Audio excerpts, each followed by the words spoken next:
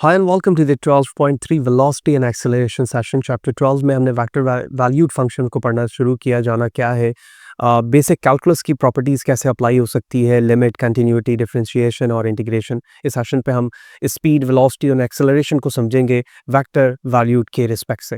लिहाजा video further continue रखने से पहले बताता चलूँ कि इससे रिलेटेड प्रीवियसली तमाम वीडियोस मेरे यूट्यूब चैनल पर है. फाद हुसैन CS सर्च करने के बाद आप मेरे चैनल पर आएंगे, इसके प्लेलिस्ट पर जाएंगे जहाँ डिफरेंट डिसिप्लिन्स की वीडियोस मौजूद है. विद ईज़ आप इन्हें वॉच कर सकते हैं. जबकि कंटेंट रिलेटेड मटेरियल मेरे blog Fahad Hussain CS blogspot.com पर है. तमाम मटेरियल को फ्रीली डाउनलोड करके यूज़ किया जा सकता है. तो चैनल पर अगर नए हो, चैनल को सब्सक्राइब नहीं किया तो ज़रूर करें ताकि इसी तरह की चीज़ें आपको बर वक्त आसानी के साथ सीखने को मिलती रहे. तो वेक्टर वैल्यूड फंक्शंस में वेलोसिटी, एक्सेलरेशन और स्पीड किस तरह से वर्क करती है with respect to the standard physics. सबसे पहले तो हम बेसिक डेफिनेशन समझते हैं, उसके बाद हम इसकी डेफिनेशन को देखेंगे कि with respect to the vector valued function differentiation in physical और वेक्टर फॉर्म वैल्यूज़ पर किस तरह से हो रही होती है. तो सबसे पहले तो हम डेफिनेशन समझते हैं अबाउट द स्पीड. अगर हम स्पीड को देखें तो speed is something which is how fast something is moving, okay, which mean there is something who is going fast. So how fast it is, it's all about the speed without caring about its direction. यानी हमें direction की पता नहीं है कि direction क्या है, लेकिन हम ये देखना चाह रहे हैं कि कोई चीज़ कितनी तेज़ी से मूव कर रही है. It's measures as a distance travel divide by the time taken. यानी जितने डिस्टेंस उसने ट्रेवल किया है, जितने टाइम में हम उसको डिवाइड करके पता कर सकते हैं कि स्पीड क्या है. If a car travelling 100 miles in 2 hours, its speed about 50 miles per hour. How? 100 divide by 2, ये हो गई स्पीड. लेकिन अगर इसी स्पीड के अंदर हम डायरेक्शन को भी इंक्लूड कर दें, so it is convert into a velocity. Velocity is like a speed, but it's also include the direction of the movement. It's the rate at which an object change the position with both speed and direction consider. यानी कोई चीज़ अगर direction अपनी change कर रही है तो दोनों चीज़ें वहाँ पर चेंज होंगी, उसकी स्पीड भी चेंज होगी, उसकी डायरेक्शन भी चेंज होगी. If the same car moving 50 miles east in 1 hour, its velocity is 50 meter per hour to the east. क्यों? क्योंकि जब उसकी डायरेक्शन चेंज होगी तो उसकी स्पीड भी वहाँ पर चेंज हो रही होगी. And the last thing is the acceleration. Acceleration is how quickly something change its speed or velocity. यानी कोई जब acceleration जो है वो ये डिफाइन कर रही है कि कोई चीज़ अपनी चेंजिंग कितनी जल्दी कर रही है, इधर वो उसकी स्पीड हो या वेलोसिटी हो. It's major how fast an object is speeding up, slowing down और चेंजिंग डायरेक्शन. यानी कोई चीज़ कितनी जल्दी से कम हो रही है, ज़्यादा हो रही है या अपनी डायरेक्शन को चेंज कर रही है, उसे मेजर करने के लिए एक्सेलरेशन को यूज़ किया जाता है. If the car speed up to from 0 meter per hours to 60 meter per hour in 10 second, it's accelerating. यानी जब उसकी स्पीड जो है 10 सेकंड्स में 0 से 60 के दरमियान वो कर रही है, तो उसका मतलब है कि वो एक्सेलरेटिंग कर रही है. इन सिंपल टर्म जब हम स्पीड की बात करते हैं तो हम ये पता करना चाह रहे होते हैं कि इतनी फास्ट है, और जब वेलोसिटी की बात करते हैं तो how fast and it what direction.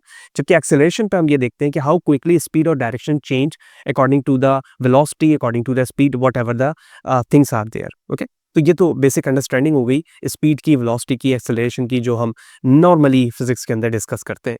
अब 12.3 हमें कुछ डेफिनेशन बताता है velocity and acceleration including speed की, कि अगर हम वेक्टर वैल्यूड फंक्शंस के रिस्पेक्ट से इसे डिस्कस करें तो उसकी डिफरेंशिएशन किस तरह से होगी. Let's see. If x and y are the twice differentiable function, x and y हमारे पास दो डिफरेंशिएबल फंक्शन है, 2 ऑफ t के दो फंक्शन है x and y.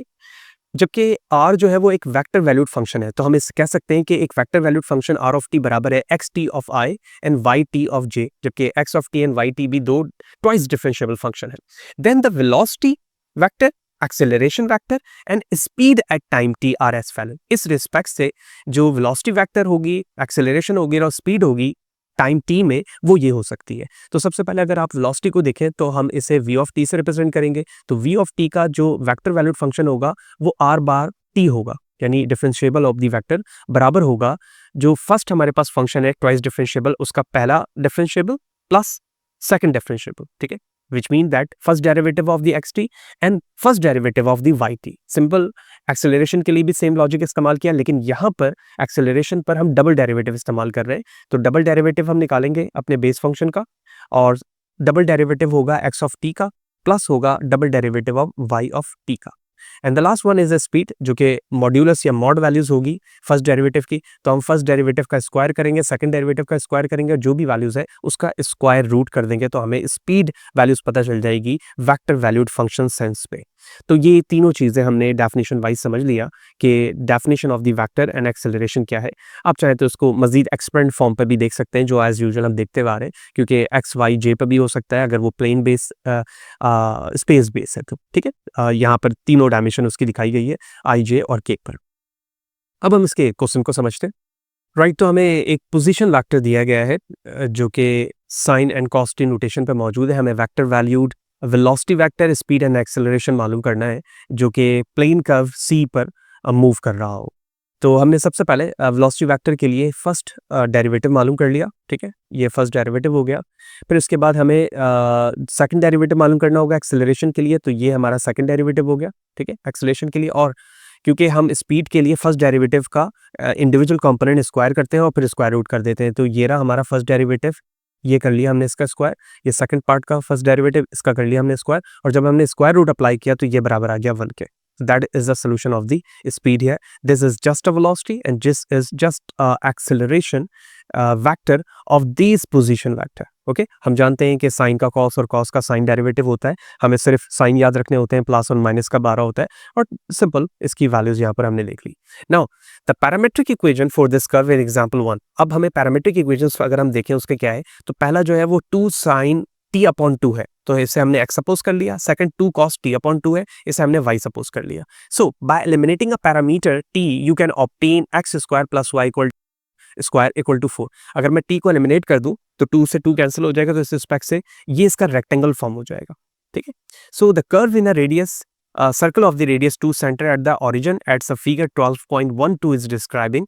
So based on this, जो हमारा vector of t बनेगा, which mean velocity of t बनेगा, वो cos t upon 2i and sin t upon 2 negative j के रिस्पेक्ट से बनेगा, और ये इसकी डिस्क्रिप्शन है जो कि सर्कुलर फॉर्म पर आ रही है, और ये हमारा ओरिजिनल वो पोजीशन वेक्टर है जो हमें क्वेश्चन में दिया गया था। So this particle move around the circle at the constant speed, ये इसकी डायरेक्शन है जो एक कांस्टेंट स्पीड के साथ मूव कर रही है, जो अभी हमने यहाँ पर in a form of the vector velocity speed and acceleration understand किया। Now in this example is sketching velocity and acceleration vector in the plane. Okay, तो प्लेन पर हमें स्केच करना है वेलोसिटी और एक्सेलरेशन को, जो कि पोजीशन वेक्टर में ओरिजिनल क्वेश्चन हमें दिया गया है। तो ये है हमारा position vector T square minus 4i प्लस टी जे। तो अगर हम सिंपल इसका डेरिवेटिव देखें, यानी पोजीशन वेक्टर का वेलोसिटी वेक्टर देखें, तो ये इसका फर्स्ट डेरिवेटिव हो जाएगा 2t प्लस जे, और इसी का अगर हम सेकंड डेरिवेटिव कर लें तो ये हो जाएगा 2 ऑफ i, क्योंकि j की वैल्यूज वहाँ पर डायरेक्टली 0 हो जाएगी। अब हम क्या कर रहे हैं, अब उन्होंने डायरेक्टली कहा कि when t equal to 0 the velocity and acceleration vectors are given by, यानी हमने क्या किया, इन दोनों वेलोसिटी वेक्टर्स और एक्सेलरेशन वैल्यूज वेक्टर्स पर t 0 पुट करके देखा, तो ये हमें वेक्टर वैल्यूज मिल गई और ये हमें एक्सेलरेशन वेक्टर वैल्यू मिल गई। इसी तरह हमने 2 पुट किया तो हमें ये कुछ वैल्यूज मिल गई। अब इसी वैल्यूज को ना हम इस तरह से 12.13 पर ना विजुअलाइज करवा रहे हैं। तो ये ओरिजिनल वेक्टर है और ये उसकी वैल्यूज है, यानी a ऑफ 2 है, v ऑफ 4 है, a ऑफ 0 है और v ऑफ 0 है। तो ये ओरिजिनल हमारे पास जो वेक्टर था, विच मीन जो पैरामीट्रिक इक्वेशंस की बन रही थी, वो बन रही थी y स्क्वायर माइनस 4। मैं पैरामीट्रिक के फॉर्म पर बात कर रहा हूँ। फिर उसके बाद हमने जो उसके वेलोसिटी वेक्टर्स वगैरह निकाले, तो वो विजुअलाइज हो रहे हैं और इस तरह से उसके डायमेंशंस आ रहे हैं जो ओरिजिनल पोजीशन वेक्टर से था। ठीक है, थोड़ा सा फिजिकल या फिजिक्स से रिलेटेड है, लेकिन हमें कॉन्सेप्शनली उन टॉपिक्स पर ही ज़्यादा बेस रखना है जो एआई, मशीन लर्निंग या डीप लर्निंग पर इस्तेमाल होती हैं। तो कुछ जगहों पर हमें वेक्टर वैल्यूड फंक्शन या वेक्टर कैलकुलस की बहुत ज़रूरत पड़ती है, तो वो सारी चीज़ें मैं कोशिश कर रहा हूँ उसमें ऐड करूँ। तो उसके बाद जितने टॉपिक्स हैं वो ज़्यादातर प्योरली फिजिक्स से बेस करते हैं इस सेशन पे, जैसे प्रोजेक्टाइल मोशन है, प्रोजेक्टाइल इक्वेशंस है, पोजिशनल प्रोजेक्टाइल्स है, तो ये सारी चीज़ें नॉर्मली फिजिक्स से बेस करती हैं। तो हमने बेस ये चीज़ समझ लिया है कि स्पीड, वेलोसिटी और वेक्टर्स, वेलोसिटी वेक्टर्स जो है वो ओरिजिनली क्या है, उनके पोजीशन वेक्टर्स किस तरह से बनते हैं, अगर हमें पोजीशन वेक्टर्स दी जाए तो वो तीनों किस तरह से ड्राइव होते हैं और उन्हें किस तरह से सॉल्व किया जाता है। तो इस बेस पर हम बहुत आसानी से आने वाले उन टॉपिक्स को समझ सकते हैं जो ज्योमेट्रिकल शेप्स या व्हाटएवर कंप्यूटर विजन या इमेज प्रोसेसिंग में इन फ्यूचर इस्तेमाल होने वाले हैं। नेक्स्ट सेशन पे जाएंगे तो टेंजेंट वेक्टर और नॉर्मल वेक्टर्स को डिस्कस कर रहे होंगे। ये भी वेक्टर कैलकुलस का बड़ा इंपॉर्टेंट टाइप है, लेकिन जो जो टॉपिक्स हमारे अपकमिंग एआई से रिलेटेड होंगे, मैं उसमें ज़्यादा टाइम लगाऊंगा, चीज़ों को अच्छी तरीके से एक्सप्लेन करने की कोशिश करूंगा। इसी तरह से जुड़े रहें ताकि चीज़ों को समझना और याद रखना आसान रहे।